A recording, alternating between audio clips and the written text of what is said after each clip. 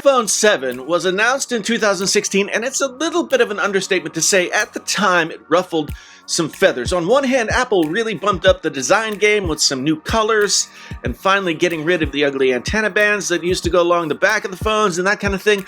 But this was also the year that Apple summoned the courage to remove the headphone jack. Yeah, Apple as a company has changed some since those days, and they seem to be coming back around to a more customer-friendly practice model compared to how they were back then. Everything from the new affordable iPhones like the XR, the 11, the SE 2020, as well as replacing the failed keyboard design in the MacBooks for something that is more not failing. And yeah, a lot of that change in attitude has brought me back to the Apple fold. But the iPhone 7 was at the front of that, we'll give you what we want, and you're just gonna take it kind of attitude that Apple had for a while. So no matter how good a phone it was or is, there is always just a little bit of a love-hate relationship for me and the iPhone 7. But some of you are either out there holding on to an iPhone 7 or 7 Plus, not wanting to let go of the home button, or still in love with the two black finishes that only came in this one year, the jet black and the matte black, and you're wondering if it's time to upgrade, especially since Apple's just releasing the all-new iPhone SE 2020. I just got mine, it's right over there. That's basically an iPhone 8 with 2019 internals for $400. It's a beast of a phone, but it's not for everyone, especially if you prefer the plus-size phones. There's rumors that they will release a plus-size iPhone SE next year, but if you might be in the market for a new phone now, that next year release doesn't help. Then there are others out there who are wondering if the iPhone 7 might be a viable option for them for a multitude of reasons. Maybe you want something a little bit more budget conscious, maybe you want something bigger, maybe you don't like the newer models, who knows what it is. So you're thinking about the iPhone 7, 7 Plus as possible way to go for yourself. It's a 3-year-old phone now, and will it hold up long enough to be worth spending the money on? I ordered this iPhone 7 Plus in matte black, maybe just the best color of an iPhone ever, from Amazon Renewed, to see how it held up. In this video, I'm going to take you through a few of the pros and the cons that I found of the iPhone 7 Plus, and hopefully that will help you decide if it's right for you to keep or buy in 2020. Plus, I've got a surprise coming toward the end of the video that might make the decision for you a lot easier, so please stick around for that. But until then, let's get into it. First, let's go over some of the pros. The iPhone 7 was a pretty significant leap forward in the looks department. There was the aforementioned black, but they also had gold, rose gold, space gray. Later they added a product red version, and those phones always look great. The product red, just so sexy. Another big plus, they figured out how to get rid of the antenna bands and just keep them to the sides without having to have them go across the back. This resulted in a much cleaner look. Along with the matte and jet black, the iPhone 7 was a looker. Around the front, things weren't looking too bad either. The screen, 1080p LCD, looked and still looks fantastic. Putting it up against the screens of more recent phones, it definitely holds its ground. Most people aren't comparing screens like that. They don't have an old phone and a new phone and they're comparing the two. This screen is still bright and vibrant. It gets over 600 nits of brightness. And no, it's not as vibrant as an OLED screen, but you can forgive it that because it still really looks fantastic. The most important part of the front of the iPhone 7 Plus for a lot of people would be this home button right here, which doubles as the entry point for Touch ID. The lack of those two features have had a lot of people hanging on to their older phones because they don't want to lose the button and or Touch ID. The new iPhone SE brings the button back, brings Touch ID back, but the home button on the iPhone 7 and 7 Plus, it was the first home button to use haptic feedback to simulate the feel of a button press instead of actually being a button. And since it's not a button, it can't break the way that home buttons have broken for previous iPhone models. The camera is still pretty great. It was the first iPhone with a dual camera lens. This iPhone 7 Plus was the first camera with a dual lens, and it still takes really, really great pictures. Remember, no one ever became a better photographer because they bought a newer phone or a newer camera or anything like that. A tool is a tool. You learn how to use the tools and you get better. The iPhone 7 can take incredible pictures, and it looks really great when it comes to the camera. Video on the iPhone has always been the best in the business, and that's still true here. Yes, it only shoots in 4K 30 frames per second, but really? The only people fretting over that distinction are people who wouldn't likely be considering this 3-year-old phone for their daily driver. Oh, I said daily driver.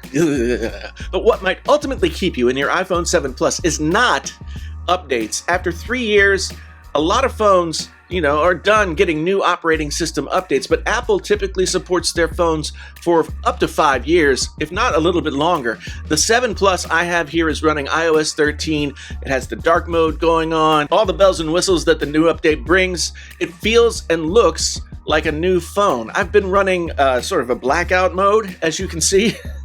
And it makes the phone look really amazing, minimizing the visibility of the larger bezels and accentuating this nice body color. I mean, here is where we come to the special surprise that I promised. I bought this phone from the Amazon Renewed program on, of course, Amazon.com for $250. And that's not for the base storage model. This is for 128 gigabytes of storage, which is pretty much the perfect amount of storage for most people out there, in my opinion. $250. Yeah. The new iPhone SE is a great phone at $400, but you get more phone when you buy this renewed iPhone 7 Plus for less money. There are trade-offs to be had, sure. But if I had to choose between the smaller SE and the larger 7 Plus, I'd likely go with the 7 Plus, especially in this color. Did I mention that I like this color? Now, there's some downsides to using a 3-year-old phone. There always is. Battery capacity will have diminished a little bit, but Amazon Renewed guarantees you at least 80% battery capacity with your purchase. You've got 90 days of guarantee where you can use the phone. If it's not for you, then you can send it back, and they guarantee 80%.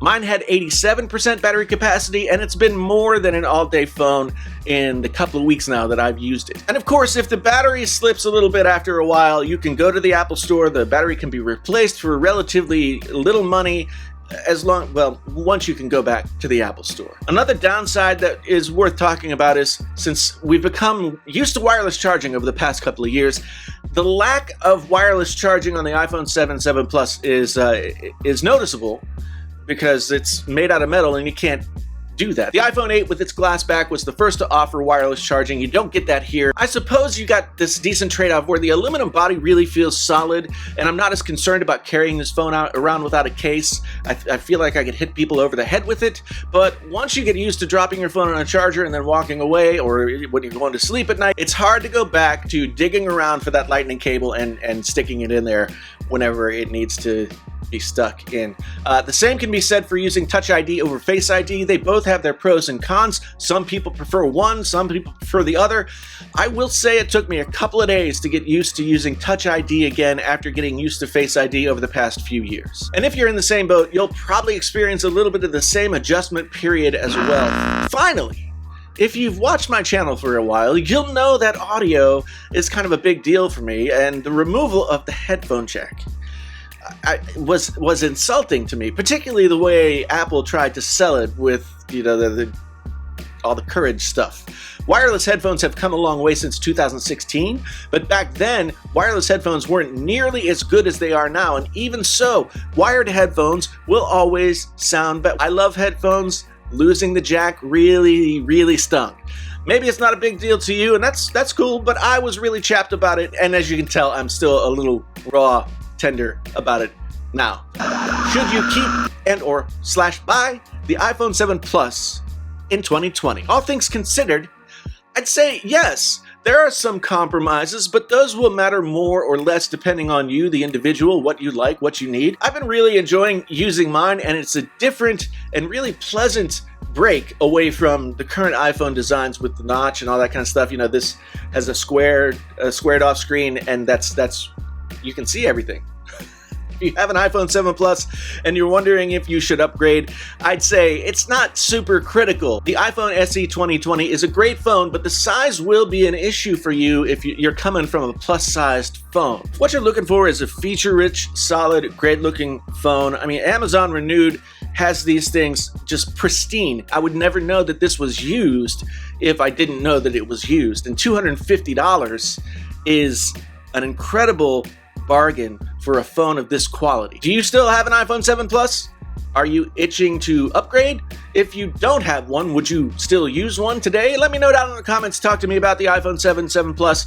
I'm looking forward to all that. Be sure to check out other amazing iPhone videos here, or maybe over here or somewhere, and subscribe and hit that bell notification so you can come back again and get more coverage of vintage phones like these, plus the brand new phones that are coming out, and a lot of other tech.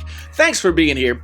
My name's Jason, sometimes known as the JTL. This is Painfully Honest Tech. Shit. Until the next time, I'm out.